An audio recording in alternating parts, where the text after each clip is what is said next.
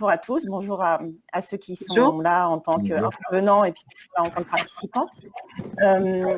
Merci de nous retrouver, alors virtuellement pour le coup, pour cette dernière journée de la Digital et Citel, et puis plus particulièrement pour cette table ronde qui nous réunit ce matin autour de la robotique et de l'automatisation. Donc c'est un sujet qu'on a forcément dû un petit peu adapter suite à la crise sanitaire qu'on vient de vivre. Parce que si la crise, alors due ou de la Covid, c'est comme vous voulez, hein, a particulièrement mis en lumière l'importance de l'action humaine dans les supply chains et dans l'entrepôt.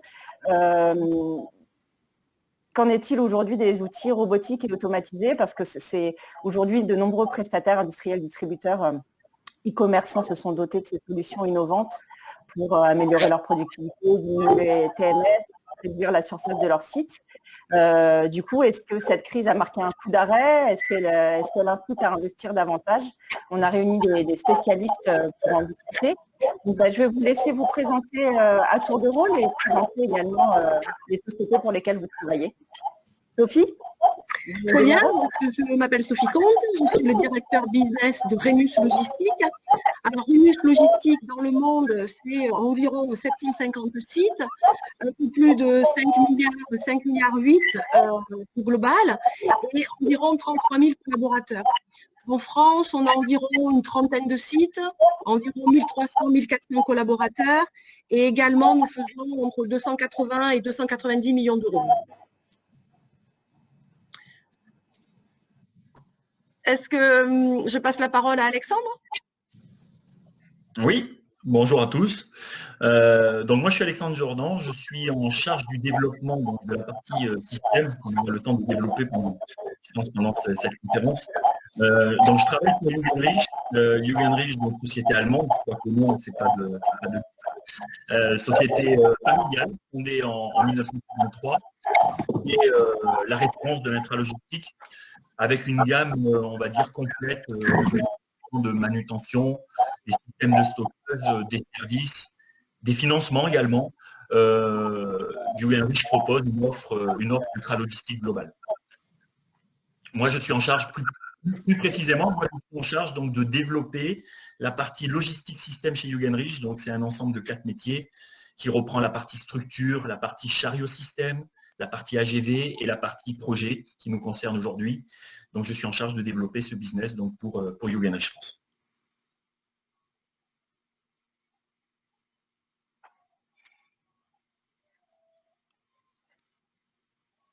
William, je vous laisse prendre la Ok, suite. donc moi je me présente, William Fleuriot, je travaille pour le groupe SSI Schaeffer. SSI Schaeffer est un ensemblier dans le domaine des solutions intralogistiques qui se positionne au plan mondial, qui regroupe aujourd'hui 10 500 salariés à travers le monde, qui est présent sur les 5 continents, et dont le cœur de métier est donc l'étude, la réalisation, fabrication et installation de systèmes automatisés et de solutions globales en fait, dans le domaine de l'intralogistique. Voilà, donc en ce qui me concerne, moi je suis donc le directeur commercial pour l'activité France. Schaeffer France est présent sur les marchés depuis 1963 et aujourd'hui nous nous positionnons comme un global player dans le monde de l'intralogistique. Voilà, pour faire ça. Je vais finir le tour de table du coup. Voilà, exactement. Je laisse la main, Olivier. Donc bonjour à tous, Olivier Rocher. Donc moi je suis le fondateur de Scalog que j'ai créé il y a 6 ans. Et nous on est spécialisé dans les solutions de robotisation des entrepôts. En particulier on a une solution de robotique qui permet de déplacer des étagères de stockage dans les entrepôts pour de la préparation de commandes du détail, donc tout ce qui est lié au e-commerce, à la préparation de commandes, mais également préparation de magasins. Scalog, c'est 35 installations dans différents pays, dans 6 pays, principalement en France. On est une société française. Et voilà, c'est vraiment démocratiser la robotique mobile dans les entrepôts et d'apporter expertise en logistique autour de cette solution.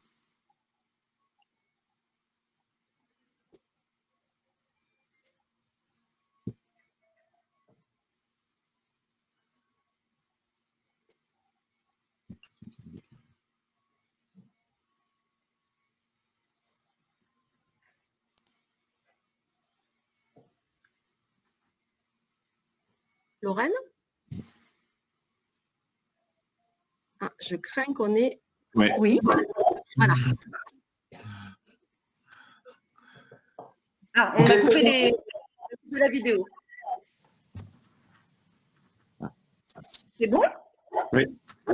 Ok, très bien. Du coup, je pense que pour démarrer la conférence, il est quand même important, vu ce qui s'est passé ces derniers mois, peut-être de faire un état des lieux des projets autour de la robotisation, de la robotique, de l'automatisation après confinement et surtout pendant confinement.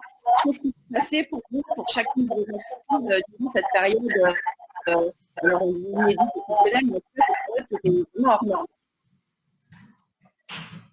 Olivier, vous voulez peut-être Je ne sais pas démarrer? qui prend la parole. Peut-être qu'on peut organiser, on va dire, de façon à ce que ce soit, si je puis me permettre d'intervenir sur le plan organisationnel, peut-être qu'on peut organiser une communication circulaire si on prend les écrans de gauche à droite. Enfin, j'espère que vous avez les mêmes écrans. Sinon, ça risque d'être un vrai bordel. Pas sûr. Pas sûr. Mais peut-être pouvons-nous laisser Célia Lopez prendre la main, ensuite Alexandre, vous Olivier, et puis moi, in fine. C'est la logique de mon moi alors. Et William. Tout à fait. Tout à fait. Célia, je vous ai cité en premier. Ah non, moi c'est Sophie Comte, c'est pas Célia Ah, Lopez. alors, excusez-moi, c'est moi qui ne sais pas lire mon écran. Excusez-moi Sophie. Je vous en prie. Alexandre, Olivier, William. Voilà, ça peut être dans ces temps. Sophie, je vous laisse du coup nous dire un peu comment ça s'est passé pour Rhenus durant cette période. Écoutez, pour Rhenus, ce qui a été, je dirais, le plus marquant, c'est l'imprévisibilité de la situation. C'est-à-dire que dans nos entrepôts, on a des entrepôts qui sont totalement mécanisés, d'autres qui sont semi-mécanisés, d'autres qui sont beaucoup plus manuels. Et on s'est rendu compte très vite que quel que soit le cas de figure, nous étions face à une situation absolument imprévisible pour laquelle nous devions réagir le plus rapidement possible. Alors, sans monopoliser la parole, ce qui a été intéressant, ça a été de faire preuve de résilience. C'est-à-dire, face à une situation imprévue et complexe, on a eu finalement deux aspects à gérer. On a eu l'aspect humain, parce que quand même, c'est important de souligner qu'on a eu, comme pas mal de nos confrères, énormément d'absences parce que les gens avaient peur, même si on a très vite réagi pour créer un climat de sécurisation de la situation. Et il y a eu un deuxième aspect qui est un aspect beaucoup plus technique, puisqu'on va le voir tout au long de cette conférence. On s'est retrouvé confronté à des contraintes, que ce soit dans un entrepôt totalement automatisé ou dans un entrepôt totalement manuel. On s'est retrouvé face à des contraintes qui étaient absolument complexes à gérer dans un temps aussi court. Donc pour nous, ça a été un vrai choc, mais aussi une opportunité pour très très vite être résilient, réagir et, je dirais, être acteur de la situation pour ne pas la subir.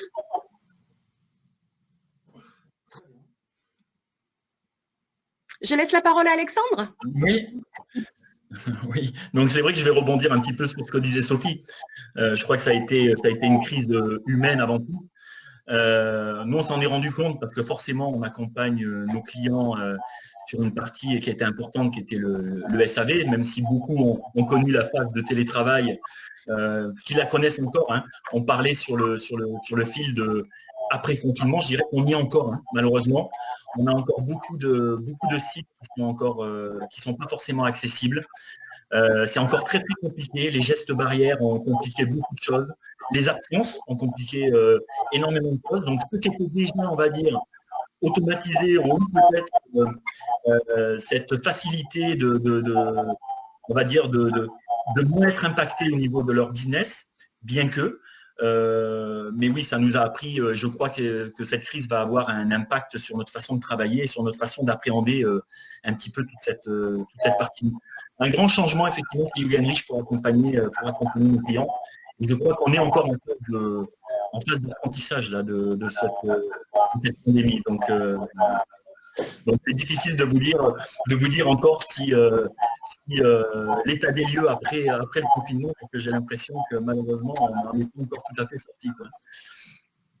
Donc je vais laisser peut-être la sur oui, de notre côté, concernant l'entreprise, effectivement, 90% des effectifs étaient en télétravail.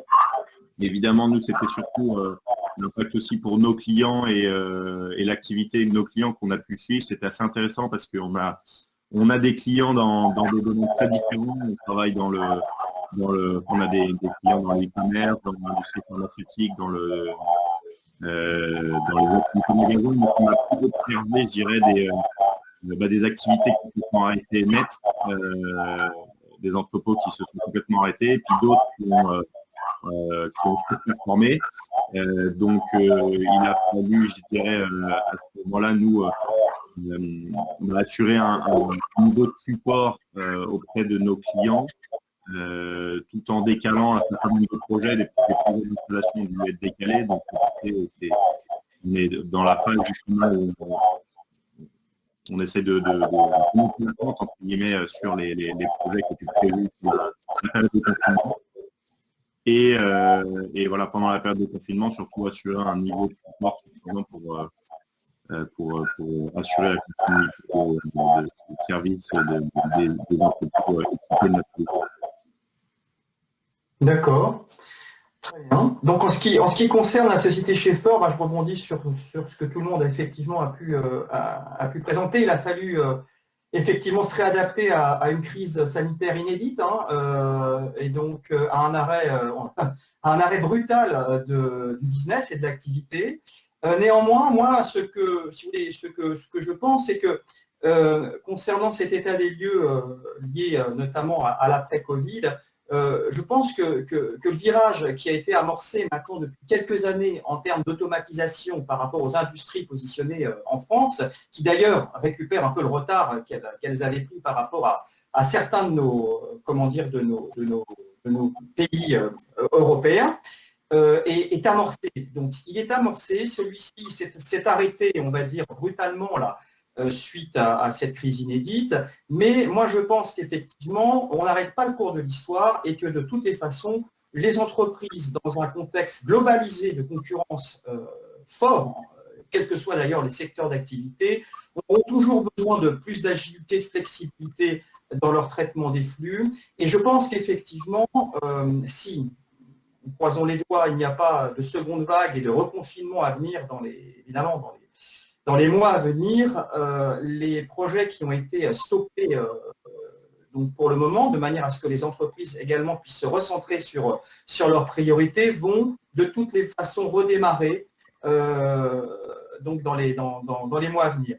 À noter, et je rejoins Olivier Rochet sur ce sujet, qu'effectivement, nous avons pu constater qu'à travers notre panel de clientèle, l'e-commerce, l'alimentaire, durant la période, si vous voulez, de confinement, ont continué à booster leurs projets, leurs demandes, et il a fallu effectivement suivre et mettre derrière les moyens pour les accompagner notamment dans leur développement.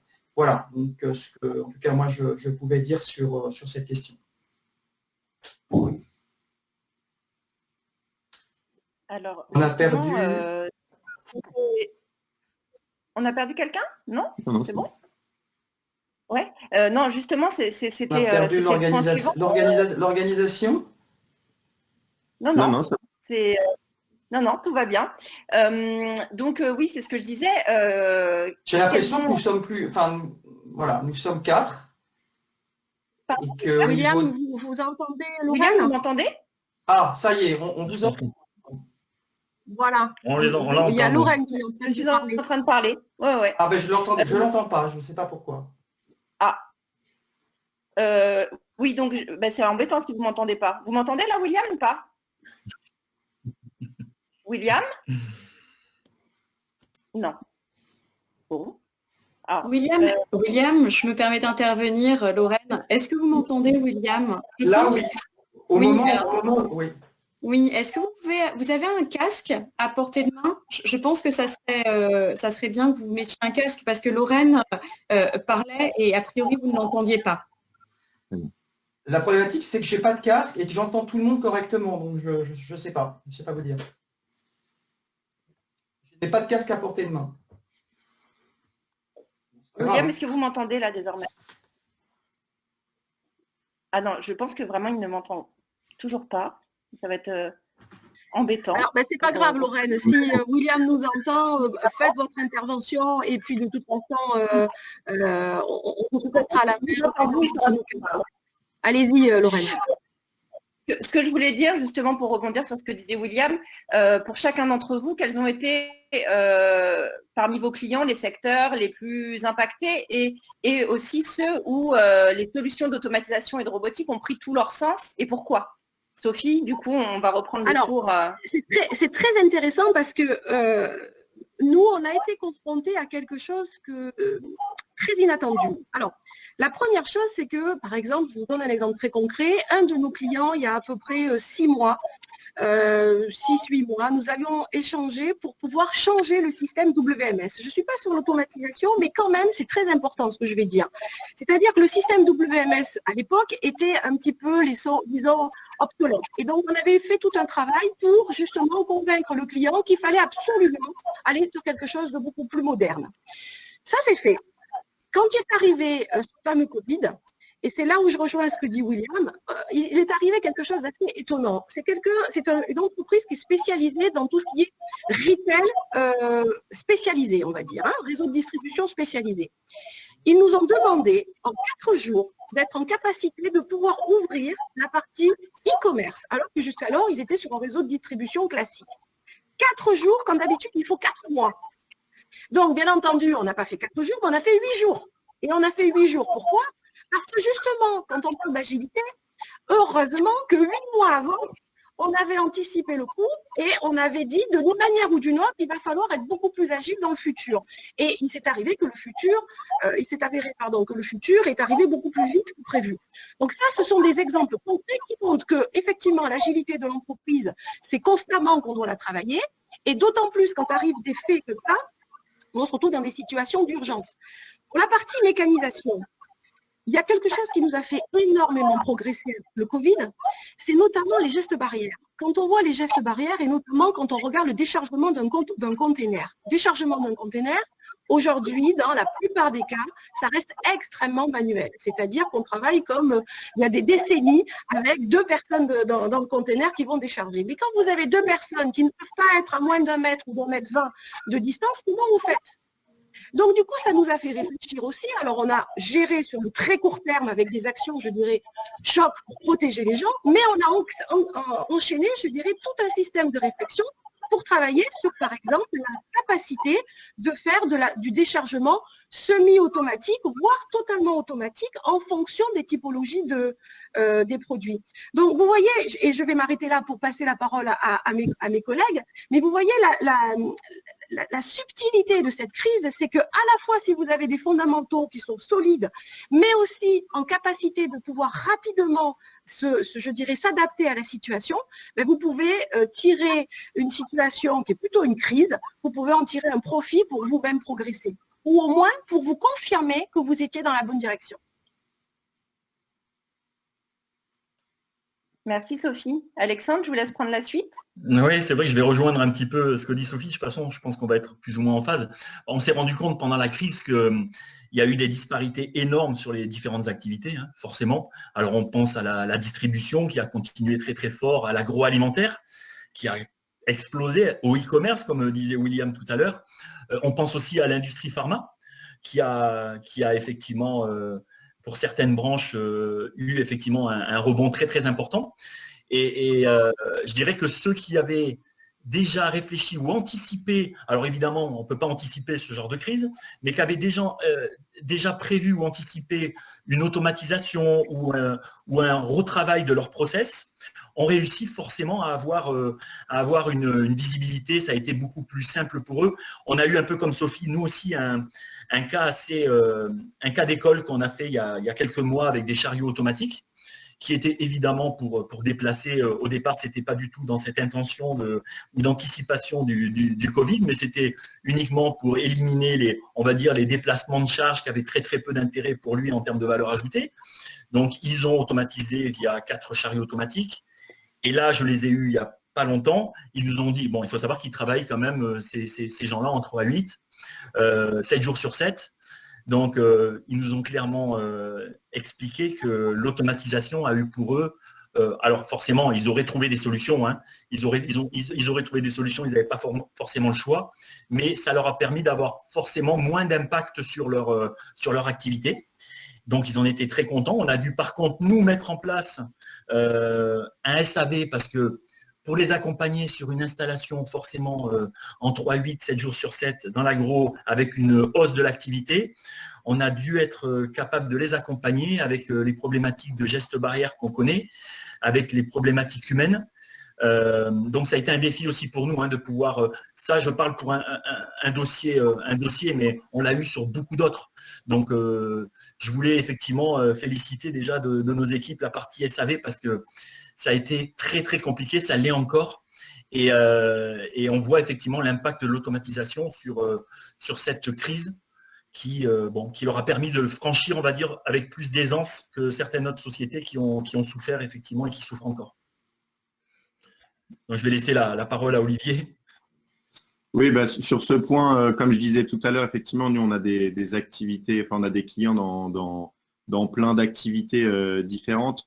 Ce qui était très intéressant d'observer, c'était pour ceux, en tous les cas, qui ont eu des activités qui ont explosé, c'était de voir que c'était des plateformes qui avaient plutôt l'habitude de tourner en un shift, hein, enfin 7 heures par jour. Et là, du jour au lendemain, surtout dans l'e-commerce, ils sont passés à quasiment du 24-24. Donc, si vous voulez, c'est là où c'est intéressant de voir aussi la capacité du système enfin la résilience du système face à ça. On avait déjà cette expérience, je dirais, chez d'autres clients qui tournaient en 24-24, mais c'était surtout, je dirais, la capacité de nos clients à exploiter le système en 24-24, notamment au niveau du support, de la maintenance.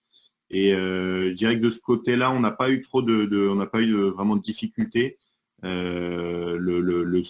solution Scalog est bâtie, je dirais, sur des équipements assez simples, même si on fait de la robotique mobile, la partie, je dirais, hardware est relativement simple. Donc, supporter un système à distance sur la partie informatique, c'est beaucoup plus facile que quand on est sur des solutions vraiment complexes au niveau robotique. Donc, voilà, au niveau de l'activité de nos clients, effectivement, ça s'est plutôt bien passé. Au niveau des projets, effectivement, on a surtout eu pas mal de projets qui ont été mis en stand-by, des projets à l'étude, mais on reviendra dessus. C'est vrai que là on sent une forte accélération maintenant sur des nouveaux projets. Je dirais que le sujet de la robotisation n'est pas nouveau. Je pense qu'il existe depuis quelques années. Donc, je pense que l'effet retour après déconfinement est plus un accélérateur, je dirais, en tous les cas pour nous.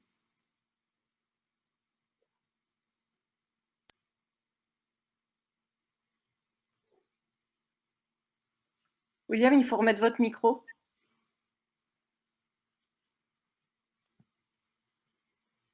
William ?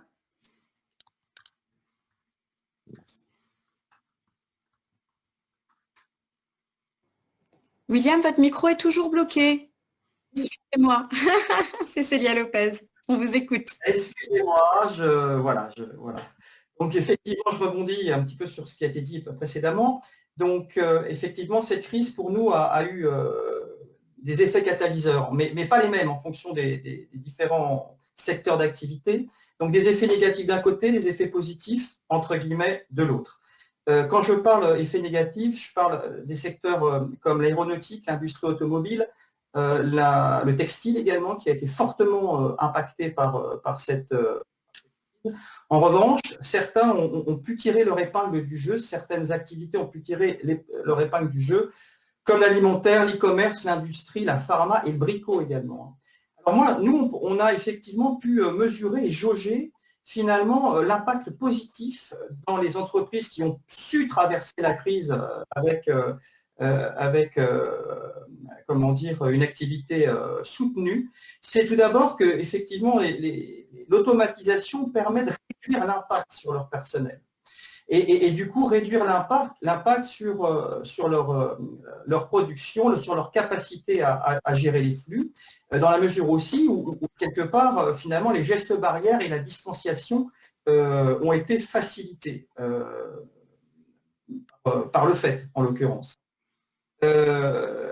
Également, la production continue a permis à ces entreprises de passer le cap.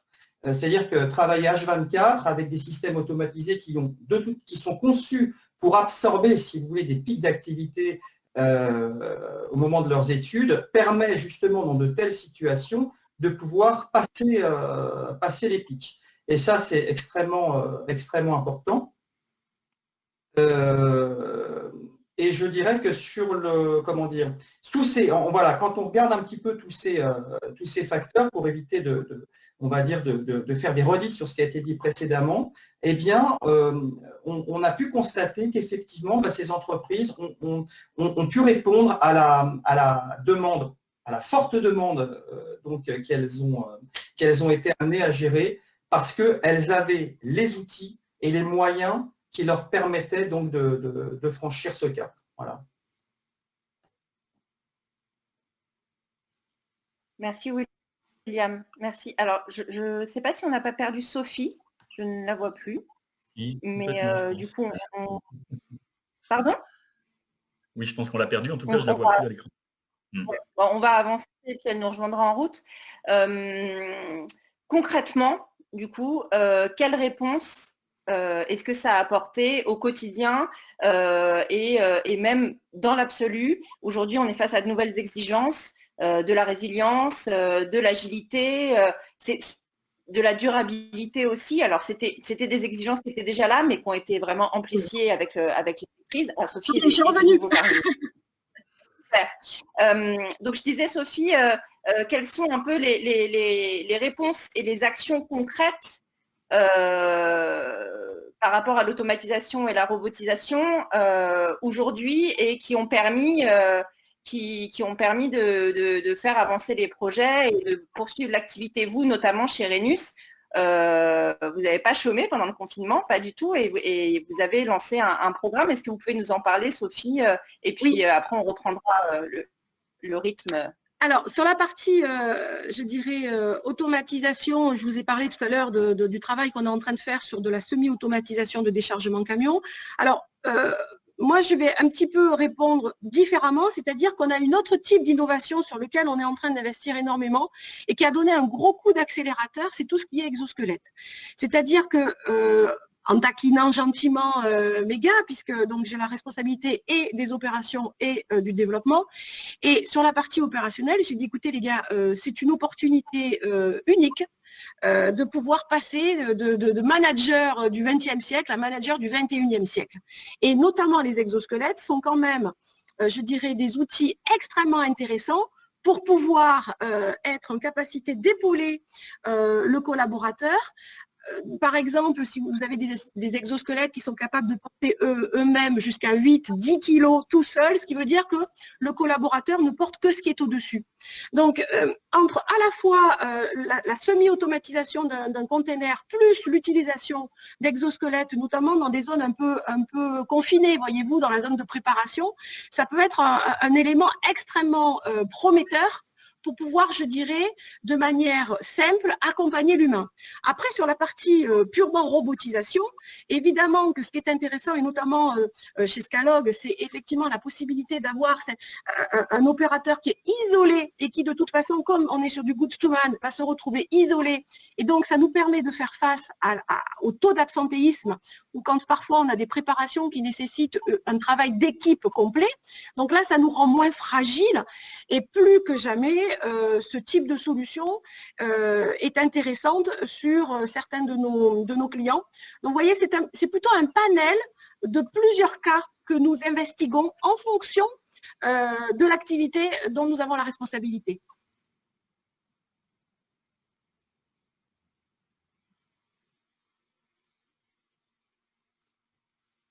Alexandre, je vous laisse prendre la suite. Oui, j'ouvre mon micro. Oui, c'est vrai qu'on a. Alors, je dirais que on discute autour du Covid, qui est un catalyseur qui met en exergue, on va dire, un petit peu les défaillances ou les qualités des différents systèmes. Ça, c'est plutôt intéressant. C'est vrai que les préoccupations des clients sur l'automatisation vont rester principalement les mêmes, hein.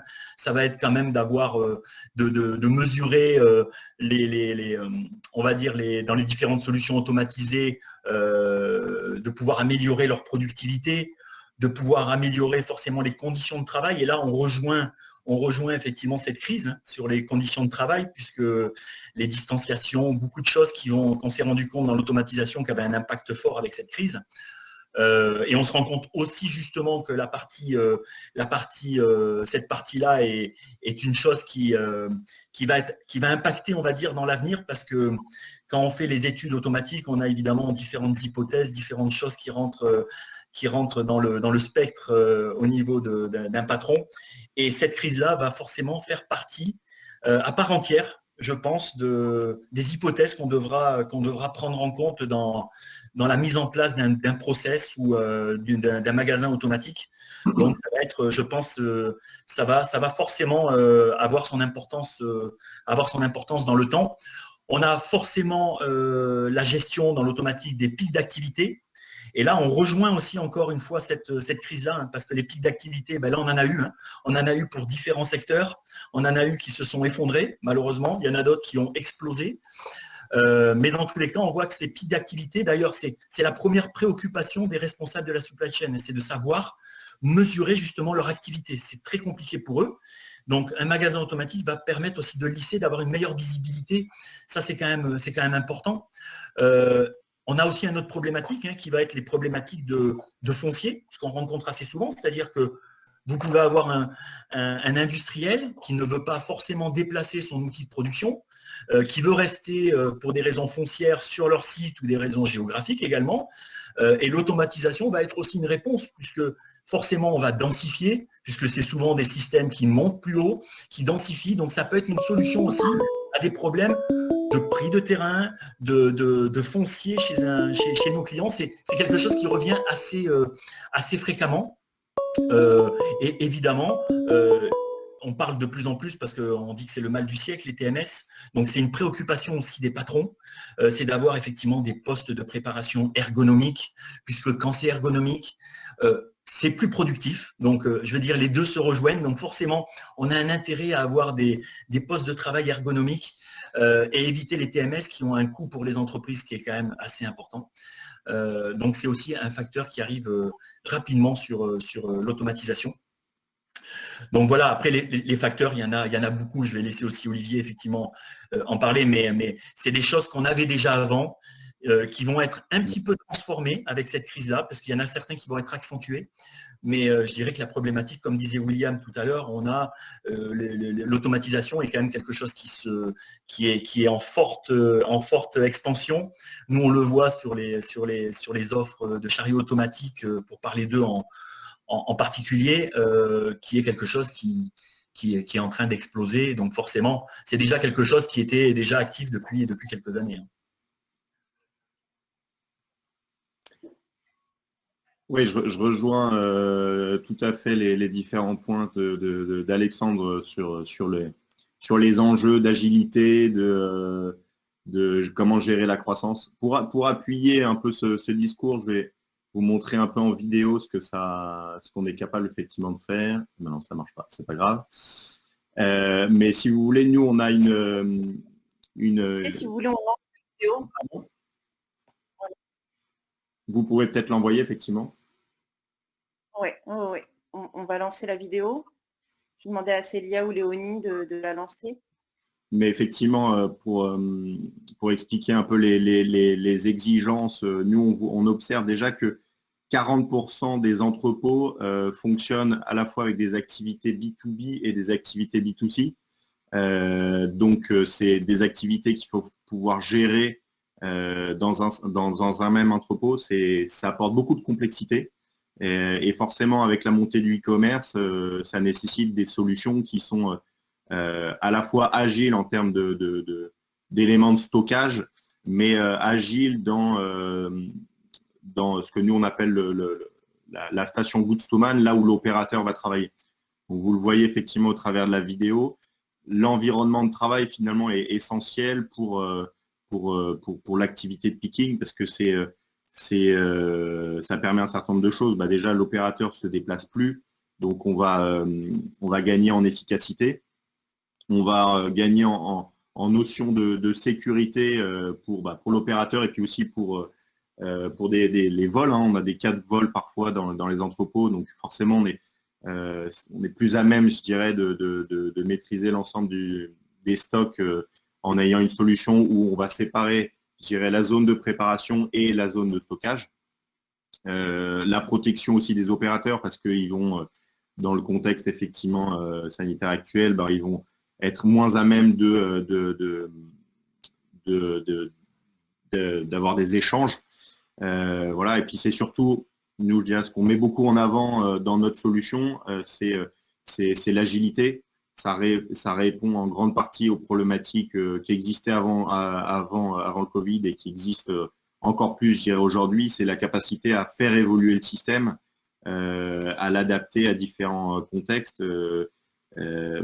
Notamment, je peux prendre comme exemple une installation qu'on a pu faire chez Rhenus, qu'on a appliqué pour un de leurs clients et qui aujourd'hui ils veulent l'utiliser pour un autre client. Donc on va pouvoir adapter, je dirais, la solution à une activité complètement différente qui avant était dans le textile et maintenant sera dans des produits de bricolage. Donc c'est vraiment la capacité à la fois de résilience de la solution et d'agilité qui fait que les solutions de robotisation sont vraiment apportent beaucoup d'éléments de réponse aux enjeux d'aujourd'hui des entrepôts.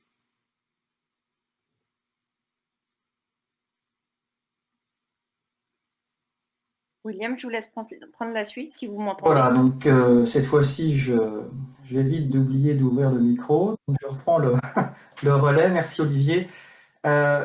Donc en ce qui concerne effectivement, si vous voulez, les exigences que peuvent apporter la robotisation et l'automatisation dans la supply chain, moi j'ai envie de dire qu'effectivement aujourd'hui dans un monde, encore une fois, dans un marché globalisé, où les frontières n'existent plus.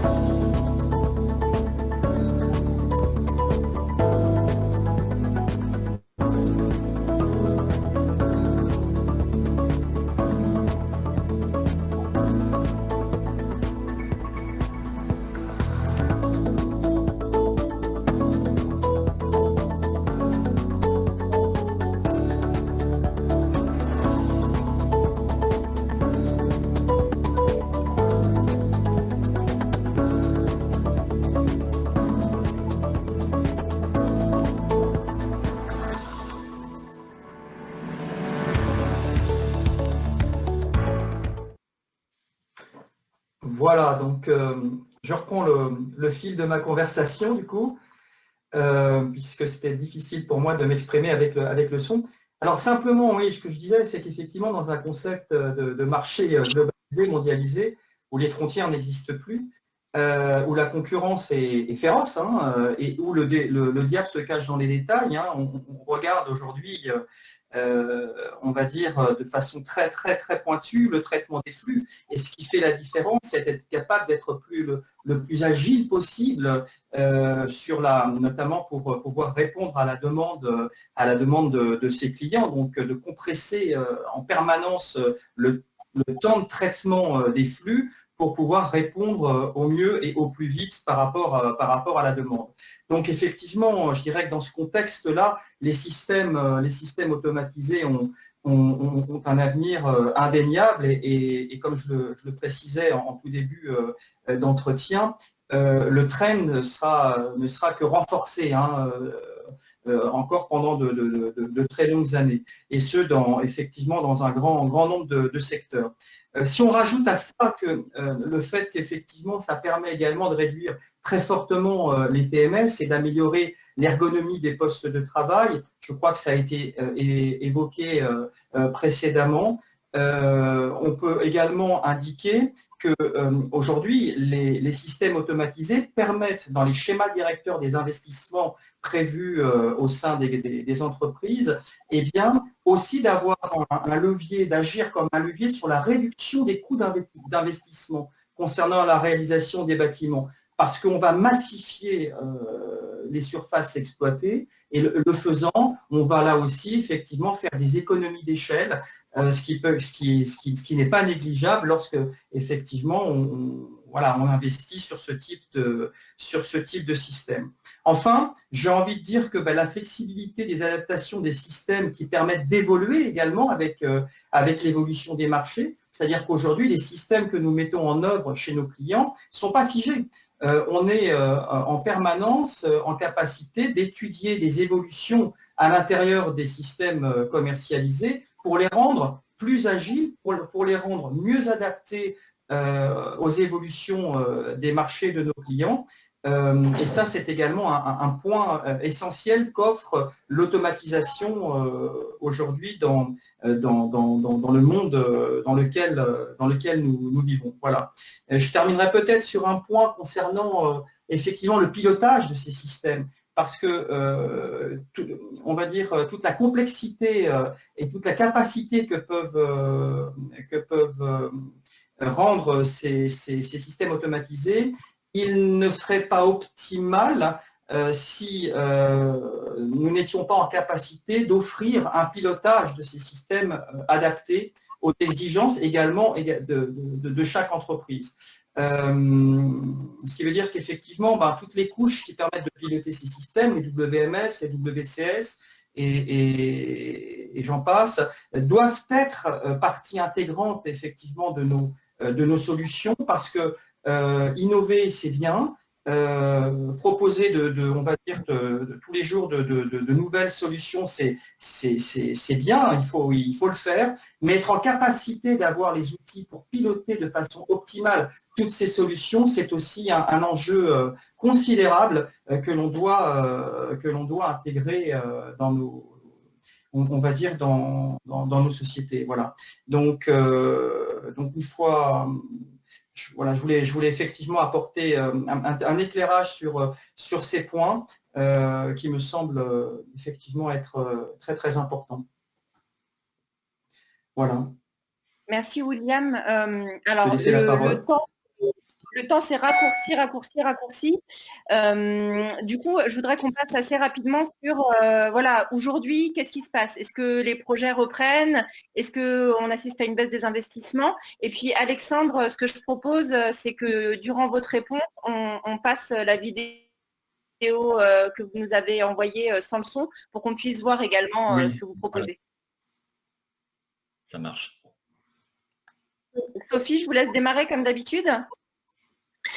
Oui, alors moi j'aimerais simplement, et pareil, il faudra projeter la vidéo aussi sur les exosquelettes, moi j'aimerais simplement, pour faciliter la compréhension de comment ça fonctionne dans l'entrepôt, classer les choses en 3 cas.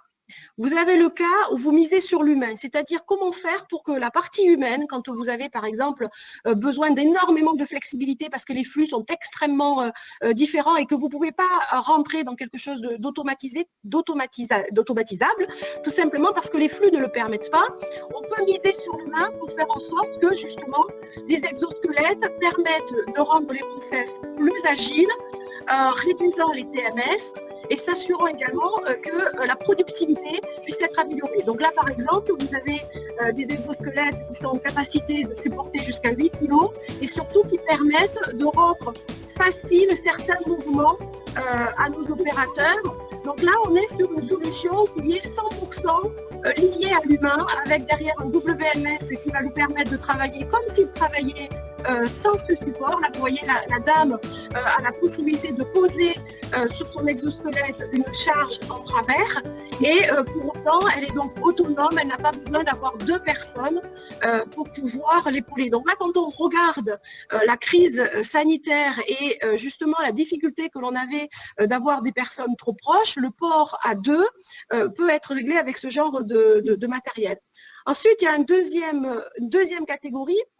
C'est plutôt celle qui est le périmètre de Scalog, par exemple, ou comme l'a évoqué tout à l'heure Alexandre, les chariots intelligents, puisque de plus en plus, on assiste à une évolution des chariots qui est juste fabuleuse, avec la possibilité d'avoir des chariots qui se positionnent à une localisation, et c'est le préparateur qui va ensuite préparer à côté du chariot, et le préparateur va rester dans une allée étroite, enfin dans une allée tout court, et en tout cas ne va pas se déplacer dans tout l'entrepôt, et puis avec derrière des possibilités pour que ce chariot puisse ensuite être automatiquement redirigé. Typiquement ça, ou la solution d'Olivier sur Scalog, c'est intéressant parce que même dans le cas des crises sanitaires, on l'a vu tout à l'heure, ça permet aussi d'avoir une approche plus locale des processus, c'est-à-dire l'entrepôt dans sa généralité, on redécoupe et au niveau local, en fonction du taux d'absentéisme, en fonction de l'agilité dont on a besoin. Olivier parlait tout à l'heure d'un client qui a changé pour l'utilisation de Scalog, il suffit de réadapter l'outil et on est dans une approche locale. Et puis après, il y a effectivement, comme l'a montré William, une approche beaucoup plus automatisée. Nous avons chez Rhenus en Europe ce qu'on appelle aussi des autostores. Donc là, on est sur une logique où on a réduit l'intervention humaine. Alors dans le cas de crise sanitaire, ça peut être tout à fait intéressant de se dire, voilà, on a de la mécanisation, de l'automatisation qui nous permettent du coup de nous affranchir de certaines contraintes, mais quand même, ça nécessite aussi une étude poussée avec le chargeur pour voir si l'évolution de sa supply chain permet ce type aussi d'outils, puisque effectivement, ça nécessite d'avoir des paramétrages de flux relativement stabilisés.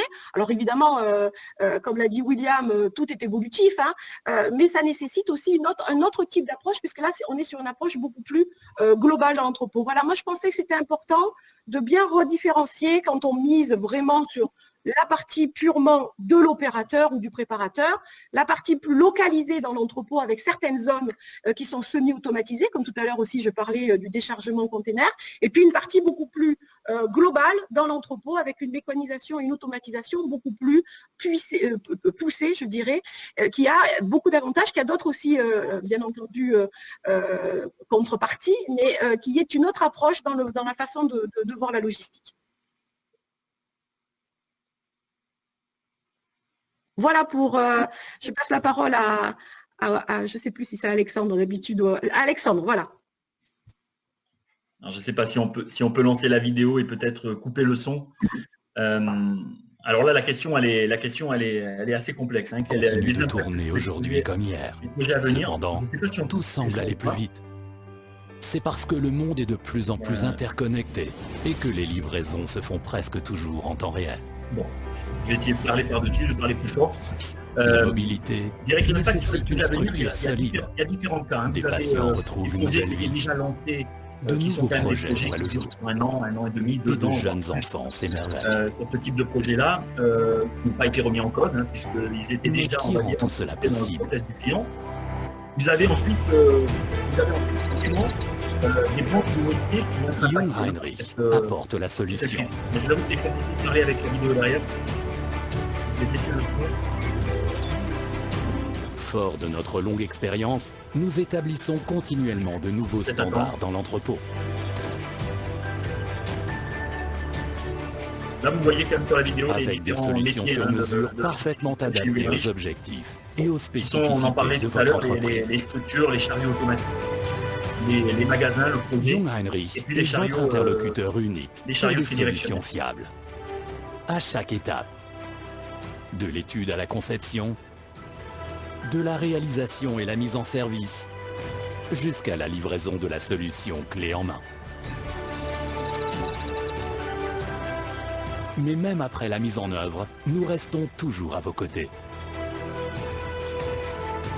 Par l'accompagnement et la formation, la maintenance et l'assistance, 24 heures sur 24, 7 jours sur 7.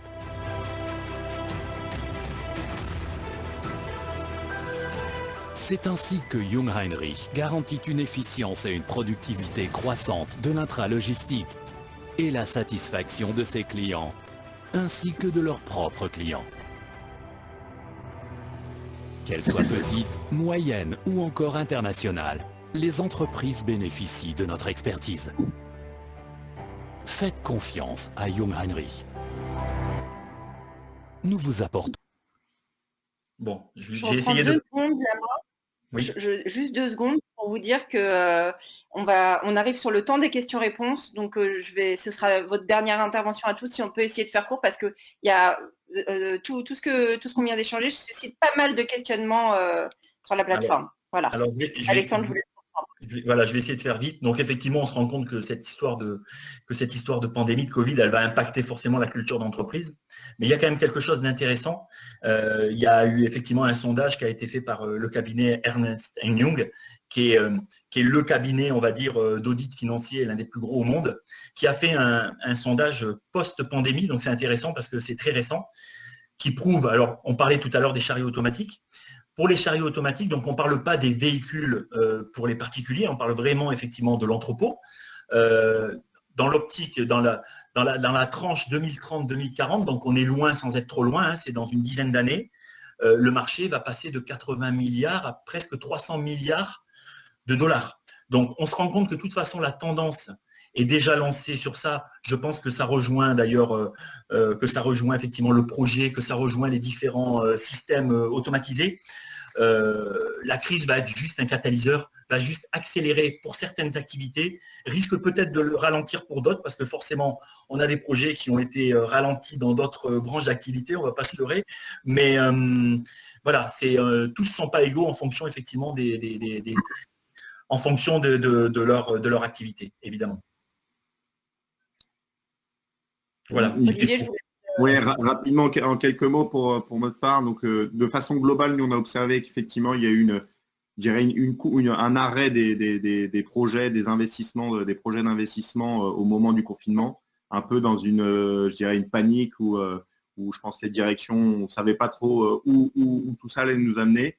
Et là, on sent pour le coup, l'effet inverse, une forte accélération des projets d'investissement, parce que les entreprises ont compris qu'il fallait évoluer et qu'elles ne voulaient plus maintenant prendre de retard par rapport à ça. Donc c'est assez intéressant. Nous, on pousse justement nos clients à choisir des technologies comme les nôtres qui sont vraiment flexibles et qui leur permettent, si vous voulez, d'investir pas forcément des projets massifs, des projets là où avant on devait se projeter sur 5 ans, voire plus. Aujourd'hui, on est capable d'offrir à nos clients justement un investissement relativement réduit pour pouvoir démarrer et progressivement étendre la solution et je dirais appréhender l'avenir beaucoup plus sereinement.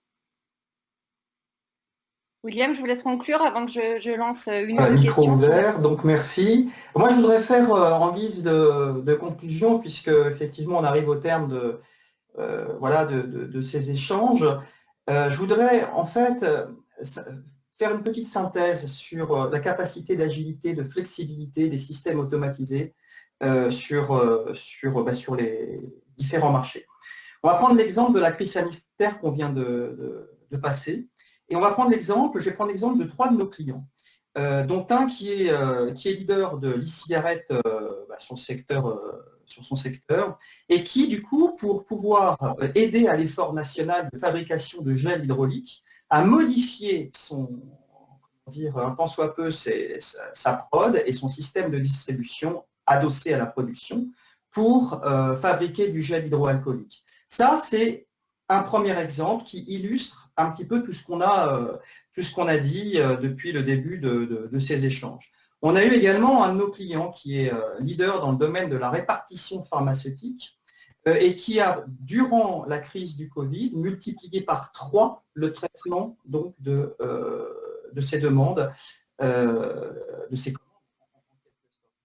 Il n'aurait pas pu réaliser cette performance avec un système classique. Donc on voit bien effectivement l'intérêt de l'automatisation, encore une fois, dans le monde de l'industrie. Et enfin, sur un secteur complètement différent, on est dans le café cette fois-ci, et du coup, si vous voulez, les gens ont consommé plus de café, alors allez savoir pourquoi, moi voilà, ça n'a pas été mon cas, mais bon. Et là aussi, si vous voulez, le client a pu mettre en œuvre finalement une modification de ses process et de prod et de distribution derrière pour pouvoir répondre à la demande. Donc voilà, je pense que ces trois exemples illustrent finalement bien, à mon sens, l'ensemble des propos que chacun d'entre nous a pu tenir depuis le démarrage de cette conférence. Je vous laisse la parole. Merci William. Merci à vous. Merci William. Il y a eu pas mal de questions alors sur les spécificités par pays, sur la suppression d'emplois, pas mal sur l'humain. Malheureusement, on n'a pas le temps de toutes les faire. Je vais en poser une auquel tout le monde va pouvoir répondre très rapidement. Quels payback ont été constatés sur des mises en place de robots et d'automatisation sur 1 an, 3 ans ou plus? Je vous laisse faire le tour comme d'habitude. Et puis, ce sera malheureusement la seule et l'unique question. Alors, la réponse, elle va forcément être un petit peu générale, forcément. Le payback, le retour sur investissement, il va dépendre à la fois de la taille de l'investissement et à la fois de la capacité que l'on a à l'amortir, donc en termes de volume, en termes de projection. Moi, simplement, ce que j'aurais tendance à dire, évidemment que quand on a des contrats longs de type 5-6 ans, ça vaut vraiment le coup de se poser la question comment on peut automatiser ou semi-automatiser. Automatiser 5-6 ans, c'est vraiment le minimum. Après, en dessous, il y a des choses qui sont possibles, mais comme l'a dit Olivier, avec une approche qui est peut-être une approche plus localisée. Vous voyez, tout à l'heure, j'essayais de montrer la partie humaine, locale et globale. Et en dessous de 3 ans, ça paraît un peu plus difficile. Pour autant, il y a quand même des choses qui existent, à condition qu'on ne souhaite pas avoir, un investissement qui soit impossible à couvrir au bout de 3 ans. Après, il y a une dernière chose qui est importante, c'est le gain que vous en obtenez. Si la productivité est très importante, même 3 ans, ça peut valoir le coup. Voilà pour ma part. Alexandre? Oui. Alors là, c'est vrai que je vais compléter ce que disait Sophie à l'instant. Le payback, là, le retour sur investissement, il va être forcément lié aussi à une amplitude horaire. On ne va pas avoir forcément le même payback sur une société qui a un travail sur un 8 que sur 3-8, c'est évident. Pour répondre à la question, on s'en rend compte sur des solutions type AGV, des choses qu'on maîtrise bien chez Hug & Rich, avoir des retours sur investissement de moins de 2 ans. Ce n'est pas quelque chose d'exotique. On peut avoir sur des sociétés qui sont en 3-8 des retours sur investissement en 18 mois, donc des retours très très rapides. Je pense que c'est certainement le système avec un retour sur investissement le plus rapide, qui empêche évidemment, qui soulage la société d'avoir des caristes qui soient, monopolisés à faire des déplacements de charges sans valeur ajoutée. Ils préfèrent forcément utiliser leur leurs ressources pour faire de la valeur ajoutée type préparation, contrôle, que de faire du déplacement de charge. Ça, c'est des retours sur investissement qui sont très, très, très rapides. Surtout quand on parle d'amplitude de 3,8, ce qui est souvent le cas. Hein. On a rarement des dossiers, sauf pour des cas particuliers avec des chariots automatiques. C'est déjà plus compliqué de mettre un chariot automatique sur une amplitude d'1,8, même si évidemment, il y a des cas qui fonctionnent également. Ça va dépendre du produit également. Donc, il n'y a pas que le payback. C'est ce que disait Sophie, il n'y a pas que le payback, il y a aussi la qualité du travail. Parce que forcément, un AGV, comme un magasin automatique, va être agile, ne pas créer de casse et va évidemment, pendant une période comme le Covid, va continuer à travailler, à déplacer ses charges. Hein. On ne va plus parler effectivement de gestes barrières ou de quoi que ce soit avec un chariot AGV. Donc, il y a le payback, effectivement, et puis il y a la partie humaine derrière. Vous m'entendez ? Oui. Oui. Je suis désolée, on a dépassé l'heure.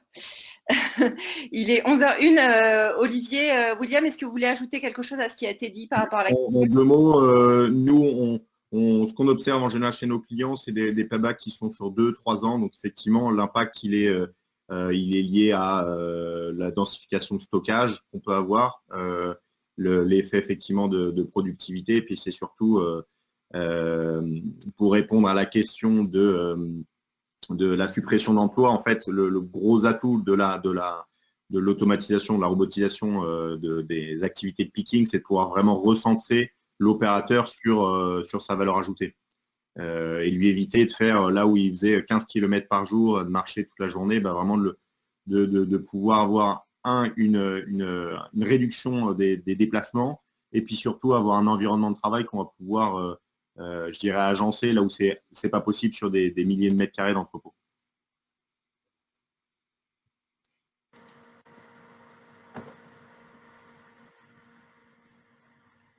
Alors William, je ne sais pas si vous m'entendez. Toujours pas. William, c'est à vous.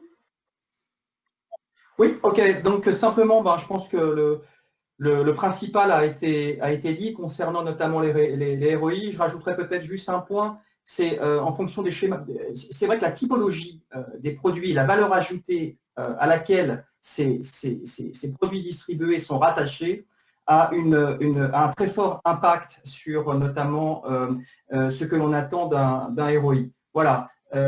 Et donc ça, les schémas directeurs des entreprises l'intègrent évidemment dans leur dossier d'études. Et nous, on doit effectivement être en capacité de les accompagner pour en tenir compte également dans la réalisation et des solutions que l'on peut effectivement mettre en œuvre. Voilà ce que je souhaitais rajouter sur le sujet. Je vous donne la parole. Je suis vraiment désolée, hein, c'était dense, c'était trop court. En tout cas, merci beaucoup d'être intervenu durant cette heure.